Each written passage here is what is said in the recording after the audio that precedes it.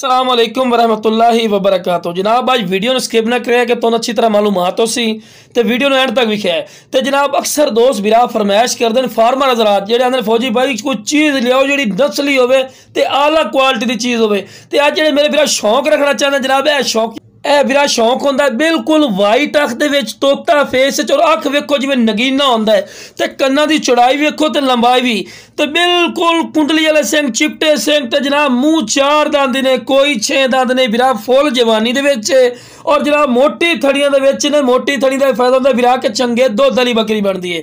तो एक्टिव इतनी है कि पैर बनने पै गए क्योंकि पैर बनने क्योंकि सड़क ही ना ले पी तो मेन अड्डे की अपनी लोकेशन नहीं पई तो चारा भी खवा के विखा रहे बिरा के तुहानूं पता लगे कि सेहतमंद और माशाअल्लाह एक्टिव चीज़ ने। तो जो शौके बिरा ने इंशाअल्लाह वेख सो तुहानूं बड़ा मजा उसी वीडियो वेख के भी तो क्वालिटी भी तुसीं खुद चैक कर सकते हैं। चंगी लंबी वेल अच्छे दम वेखो बिल्कुल तीर वाली कर सीधी और बराबर का थला बराबर तला भी पैर बिल्कुल बराबर दे और वाइट अख दे चिपटे सिंह हर पॉइंट वालों माशाअल्लाह प्लस ने और लंबी गर्दन दे विच यह नस्ली चीज़ होंदी जनाब जी लख रुपया वाली होंदी ने। लेकिन फौजी गोट फार्म ते इंशाअल्लाह मुनासिब रेट ते मिल सी कोई नजायज़ रेट नहीं मिलता। तो जो साडे फार्म ते आना चाहे साडा फार्म है लुडन शहर जिला ब्याड़ी लुडन मेन अड्डे ते यूबीएल बैंक और पीएसओ पंप के सामने इंशाअल्लाह तुसीं आओगे तुसीं आखोगे कि वाकई यार है बिरा शौक है पिया।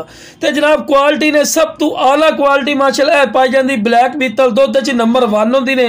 तो अगर एक तुहानूं होर भी दस देनी जनाब एक क्रॉस हो जाए वह भी थोड़ा नसीब है क्योंकि अयालियां को लियाने बिरा और अयाली जनाब बकरे वगैरह वे छुट्टो होंगे कि मूँह चार दादे तो क्रॉस तो साफ ज़ाहिर हो गई होनी है। तो उन्होंने मेरे आख्या जी क्रॉस हो गई लेकिन बिरासी तुहानूं खाली बना के देनी है। तो इन्हां दी उचाई भी बिरा तुहानूं दस रहे दी उचाई जी ने वो तकरीबन जनाब 37 तो 38 36 तो 38 तुसीं ला लो क्योंकि जो भी इंशाल्लाह गल करनी कन्फर्म गल करनी कोई गलत बयान नहीं करनी। तो वीडियो भी दूर रख के बना रहे हैं बिरा तुहानूं पता लगे कितनी खूबसूरत और कमाल की चीज़ है।